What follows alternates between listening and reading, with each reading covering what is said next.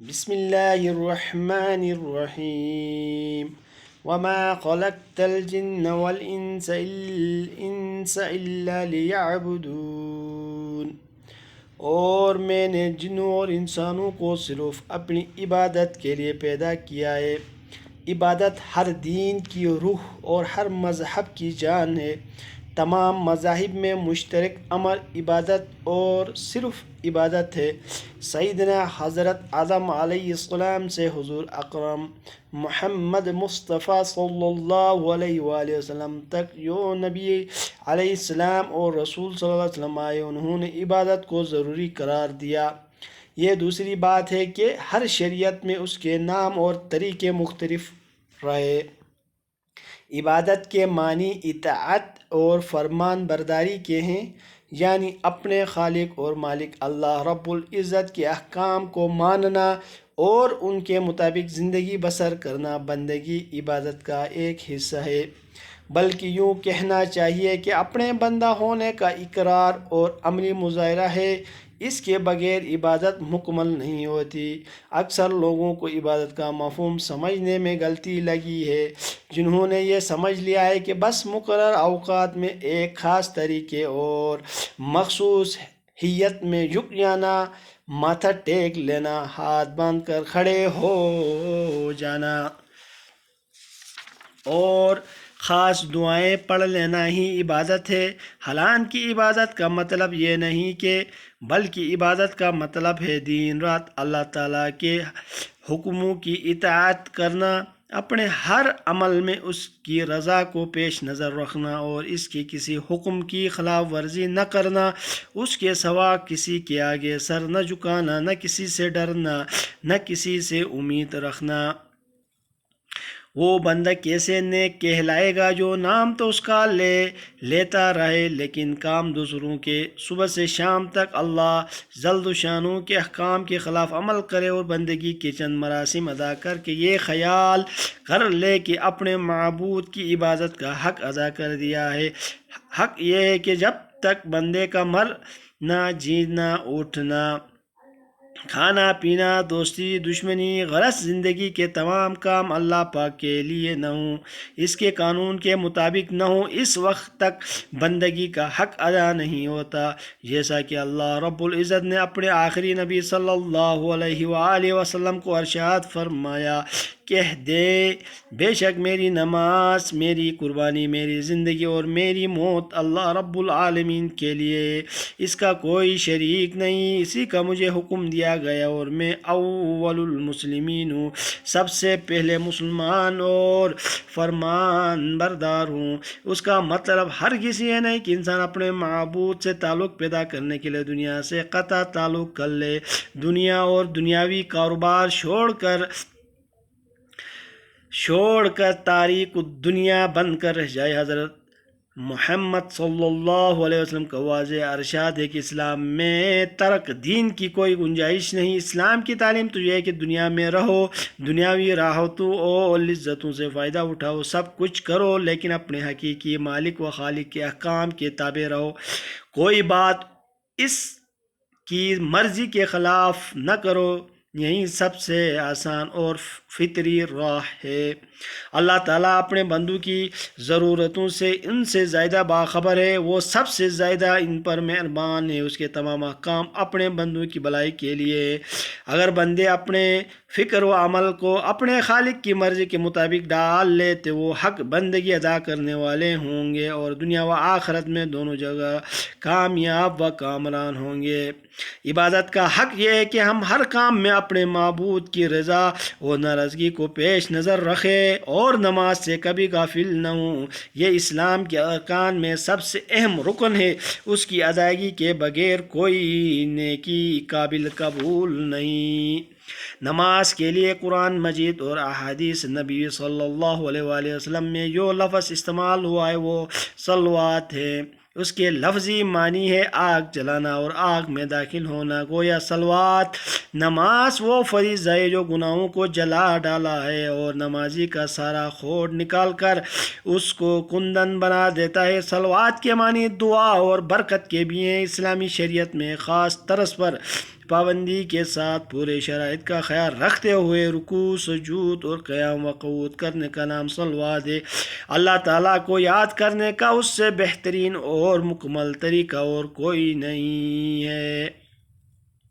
قرآن عزیز میں نماز کی ادائیگی پر جس قدر زور دیا گیا ہے کسی اور فریضے کی ادائیگی پر نہیں دیا گیا۔ حضرت شاہ رفیع الدین دہلوی رحمۃ اللہ علیہ کا قول ہے کہ قرآن مجید میں نماز کا ذکر، اس کے احکام اور ترغیب و مسائل کم و بیش 700 جگہ مذکور ہے۔ اس طرح حضرت نبی کریم صلی اللہ علیہ وسلم نے جس قدر تاکید نماز کی فرمائی کسی اور فرض کی نہیں فرمائی۔ رسول اللہ صلی اللہ علیہ وآلہ وسلم عام طور پر اپنی بیعت میں توحید و رسالت پر ایمان کے بعد ادائیگی صلوات کی شرط شامل فرمایا کرتے تھے۔ آپ صلی اللہ علیہ وسلم کا ارشاد ہے کہ کفر و اسلام میں حد فاضل نماز ہے۔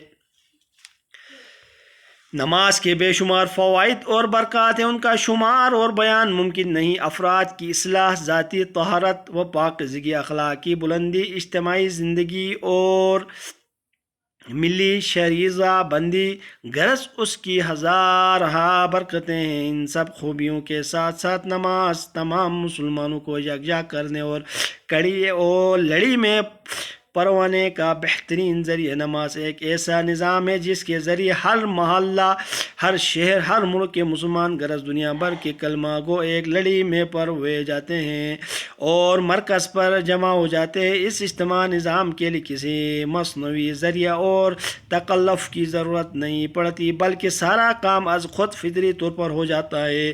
یہ دوسری بات ہے کہ امت مسلمہ کو اسلامی نظام اور اجتماعی شریزہ بندی کا احساس نہ رہے۔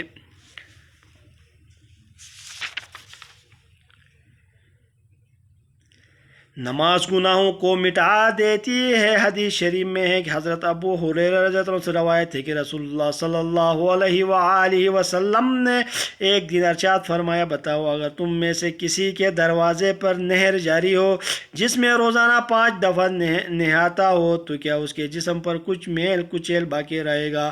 صحابہ رضی اللہ تعالیٰ عنہ نے عرض کیا، کچھ بھی نہیں باقی رہے گا۔ آپ صلی اللہ علیہ وسلم نے ارشاد فرمایا کہ بالکل یہی مثال 5 نمازوں کی ہے۔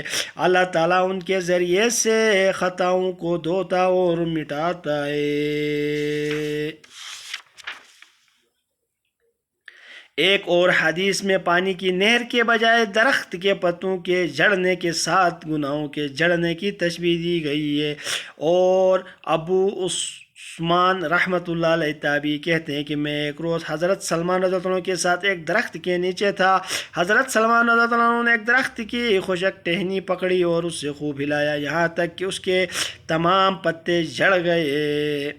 اس کے بعد بولے، ابو عثمان تم نے مجھ سے یہ نہ پوچھا کہ میں نے ایسا کیوں کیا ہے؟ میں نے کہا بتا دیجئے کیوں کیا۔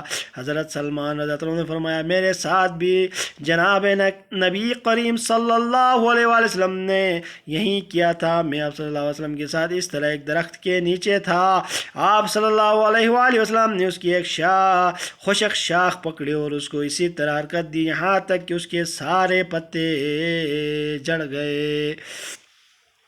پھر فرمایا، سلمان پوچھتے نہیں میں نے ایسا کیوں کیا؟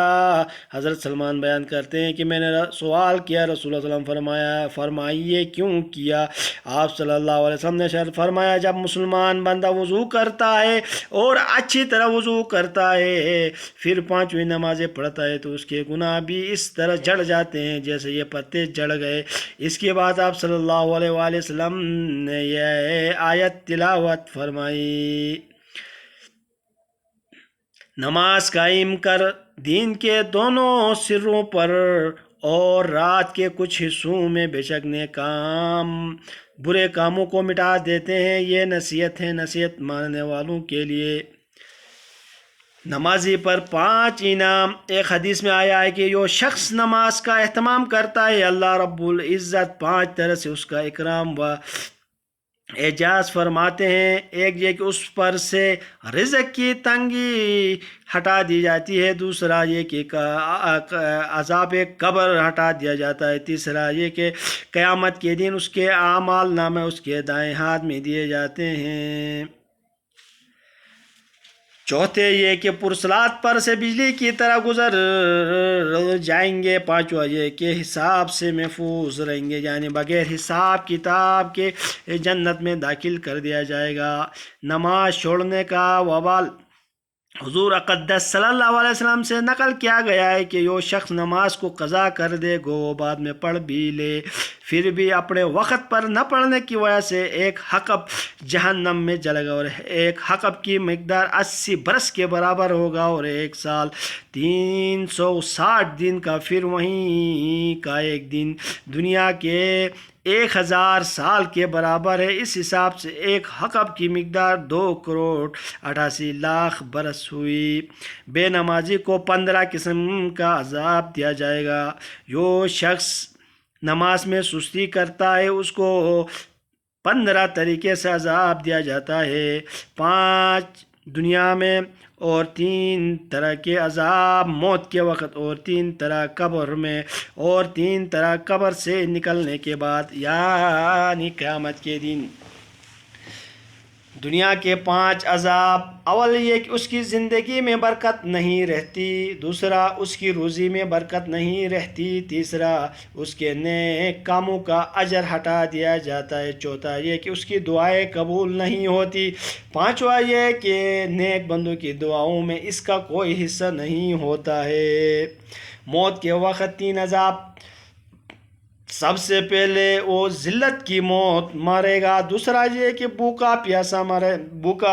بھوکا مرے گا، تیسرا یہ کہ پیاسا مرے گا، یعنی پیاس کی شدت میں موت آئے گی، اگر سمندر بھی پی لے تو پیاس نہیں بجھے گی۔ قبر کے 3 عذاب: اول سب سے پہلے اس پر قبر اتنی تنگ ہو جاتی ہے کہ پسلیاں دوسرے میں گھس جاتی ہے، دوسرا یہ کہ اس کی قبر میں آگ جلا دی جاتی ہے، تیسرا یہ کہ اس کی قبر میں ایک سانپ ایسا بدصورت مسلط کر دیا جاتا ہے جس کی آنکھیں آگ کی ہوتی اور ناخن لوہے کے، اس کی آواز بجلی کی کڑک کی طرح ہوتی ہے، وہ یہ کہتا ہے کہ مجھے میرے رب نے تجھ پر مسلط کیا ہے، فجر کی نماز ضائع کرنے کی وجہ سے ظہر تک مارے جاؤں، اور ظہر کی نماز ضائع کرنے کی وجہ سے عصر تک مارے جاؤں، اور پھر عصر کی نماز ضائع کرنے کی وجہ سے غروب تک، یعنی مغرب تک، اور مغرب کی نماز سے عشاء تک، اور عشاء کی نماز سے صبح تک مارے جاؤں، جب تک وہ ایک دفعہ اس کو مارتا ہے تو اس کی وجہ سے مردہ 70 ہاتھ زمین میں دس جاتا ہے، اسی طرح قیامت تک اس کو عذاب ہوتا رہے گا۔ اس کے بعد قبر سے نکلنے پر 3 عذاب: ایک یہ کہ حساب کتاب سختی سے کیا جائے گا، دوسرا کہ اللہ تعالیٰ کا اس پر غصہ ہوگا، تیسرا کہ جہنم میں داخل کر دیا جائے گا۔